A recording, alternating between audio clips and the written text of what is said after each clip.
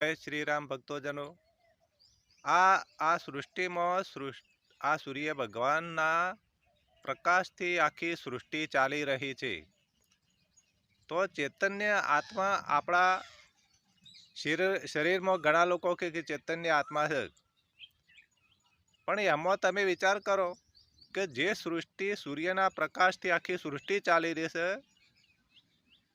અને એના પ્રકાશથી આપણું આ જે શરીર છે, વૃક્ષો છે, પશુ પંખી છે, કોઈ પણ એની ઉર્જાથી જ બધું ચાલી રહ્યું છે. એટલા માટે તમારે ઉર્જા સૂર્ય ભગવાનની કઈ રીતે પકડી? આમ મુઠ્ઠીમાં પકડાતી નથી, પવન મુઠ્ઠીમાં પકડાતો નથી, તો ચૈતન્ય આત્મા કઈ રીતે પકડાય? એ કોઈ પકડી શકે નહીં, એમના નજીકે કોઈ જઈ શકે ના. પણ આ શરીરથી તમે ચૈતન્ય આત્માને પકડી શકો ના, પણ મનની દ્રષ્ટિ એટલે અંતરદ્રષ્ટિથી તમે જુઓ તો ચૈતન્ય આત્મા તમને ઓળખાય. અને એ ભક્તો, સંતો, ગુરુદેવો તમને બતાવું. જેની સુરતા ઊંચા ગગનમાં ચડે એ રે તમે પરમાત્માને જાણવા માટે અને એને ઓળખવા માટે આ દોર છે. તે સૃષ્ટિમાં જે આ બધા આપણે ઉપકરણો સારી એના પ્રકાશથી જ ચાલી રહ્યું છે. કોઈ એમ કહેતું હોય કે ભગવાનને પકડી લઈએ, ભગવાનના હાથ આપણા સુધી પહોંચે, પણ આપણો હાથ ભગવાન સુધી પહોંચતો નથી. એટલે ચૈતન્ય આત્મામાં આપણું શરીર છે, પણ શરીરના અંદર ચૈતન્ય આત્મા નથી.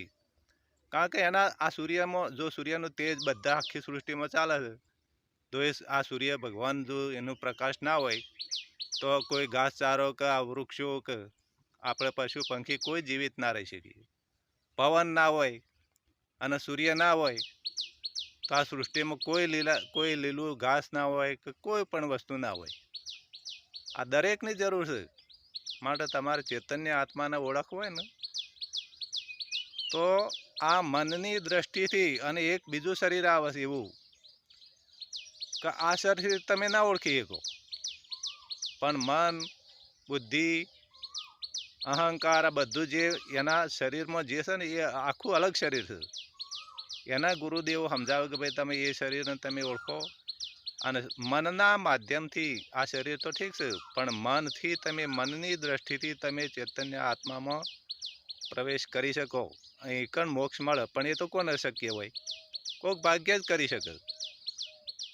એટલે આપણે જે થઈ રહ્યું છે થવા દો, અને થાય છે પણ થવા દો.